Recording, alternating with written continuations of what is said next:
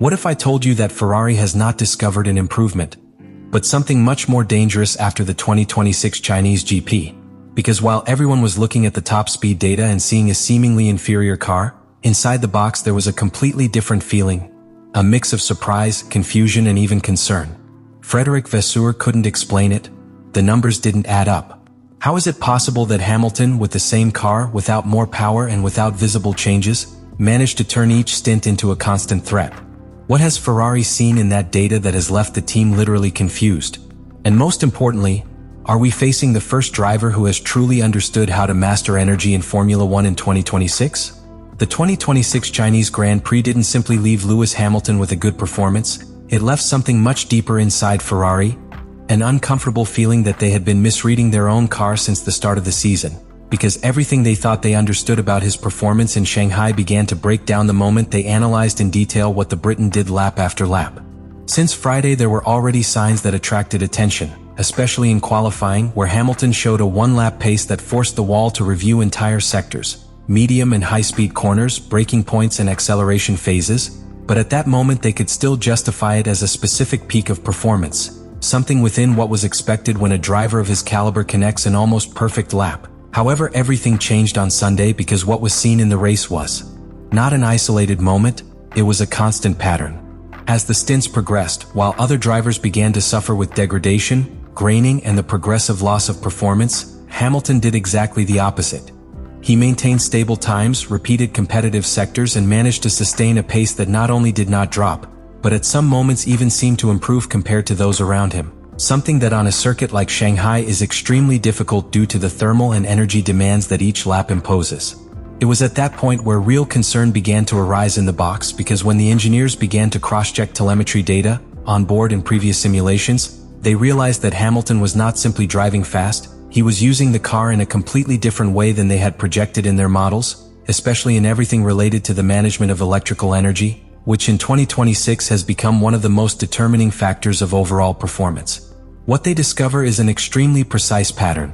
Hamilton lifts his foot in very specific areas, brakes with a clear intention of maximizing recovery without excessively compromising lap time, and returns to the accelerator progressively to avoid peaks in energy consumption, thus creating a balance that allows him to constantly recharge the battery while maintaining a competitive pace, something that in theory should be contradictory, but in practice was giving him an invisible advantage. This behavior was not only surprising for its effectiveness, but also for its repetition, because it was not something that appeared in a couple of isolated laps, but rather it was maintained throughout the stint, which indicated that it was not an improvisation, but rather a deep understanding of the hybrid system and how to exploit it within the limitations of the regulation. And that is where the real impact appears for Vasseur, because what he was seeing did not fit with the idea that the car had certain clear limitations on the straight or in deployment phases. Suddenly, that car that in the raw data seemed inferior in top speed became a real threat in long runs, not for having more power, but for better using the available energy, which completely changes the way of interpreting performance, since it is not just about how much you have,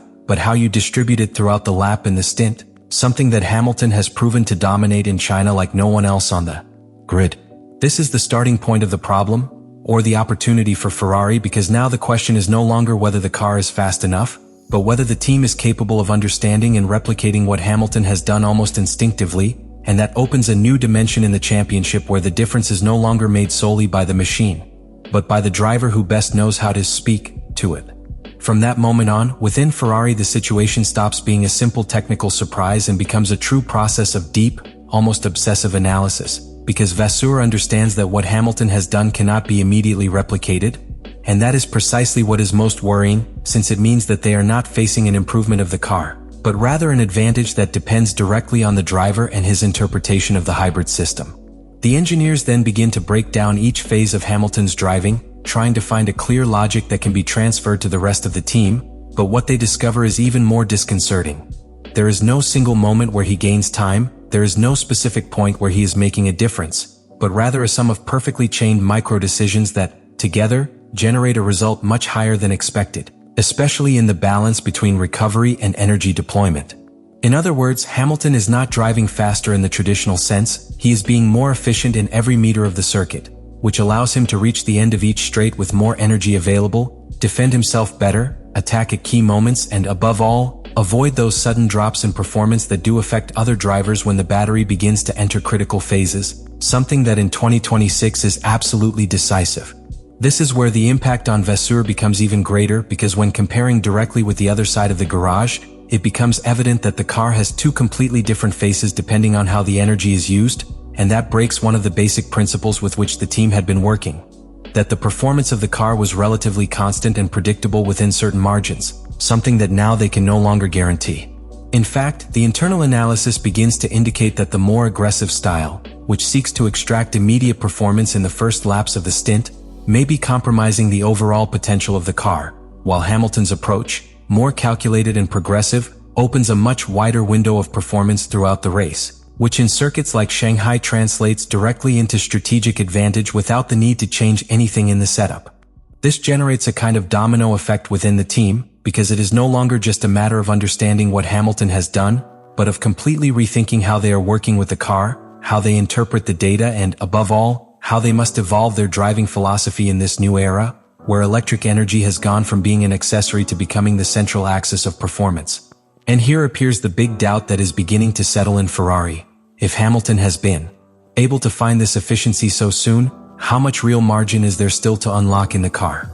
Because if that window exists and is not being fully utilized by the team, then the SF could have much greater potential than the current numbers reflect. But it also means that they are depending on knowledge that, for now, only one of their drivers seems to master. And this is where everything changes for Ferrari. Because what happened in China 2026 can no longer be treated as a simple anomaly or as an exceptional weekend for Lewis Hamilton, but as clear evidence that they are facing something that can completely redefine their season if they manage to understand it, or condemn it if they fail to replicate it.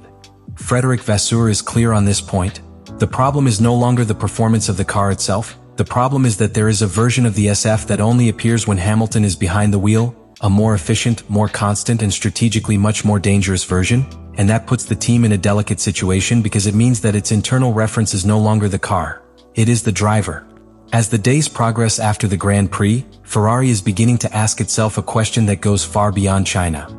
What if the key to the 2026 regulation is not who has more power, but who knows how to manage energy better? Because if that is true, then Hamilton has just taken the first serious blow in that direction, demonstrating that performance is no longer a purely technical question, but a perfect combination of machine and execution. This opens up a completely new scenario within the championship, where teams that are theoretically behind could get closer simply by optimizing their energy use, and where Ferrari, which already has the car, could become the absolute benchmark if it manages to transfer that knowledge to its entire system, from the configuration of the car to the way in which its drivers manage each phase of the lap. But therein lies the great challenge, because it is not about copying data, it is about understanding a behavior that, for now, seems almost intuitive. And meanwhile, the rest of the grid is still not fully aware of what has happened in Shanghai, because from the outside it may seem like just good race management, but inside Ferrari they know that it is something much deeper, something that could make a structural difference in this new hybrid era, where each small decision behind the wheel has a cumulative impact that can decide entire races. The big question is now evident. Can Ferrari fully decipher what Hamilton has done and turn it into a collective advantage? Or will they depend exclusively on him to exploit that potential? Because if the answer is the second, then we are not just facing a great performance in China, we are facing the beginning of a new hierarchy within the team, and possibly within all of Formula 1 2026. The conclusion that the 2026 Chinese Grand Prix leaves is not simply that Lewis Hamilton had a great race. It is that he has exposed something that Ferrari did not expect to discover so soon, a completely different dimension of performance in this new Formula 1 where energy is no longer a secondary resource, but the true competitive core. Frédéric Vasseur has gone from analyzing a solid weekend to facing a much more complex reality. His car has more potential than traditional data reflects, but that potential is not in pure power or aerodynamics. It is in how energy is used, and now they know that only one of their drivers has managed to access that window of performance consistently.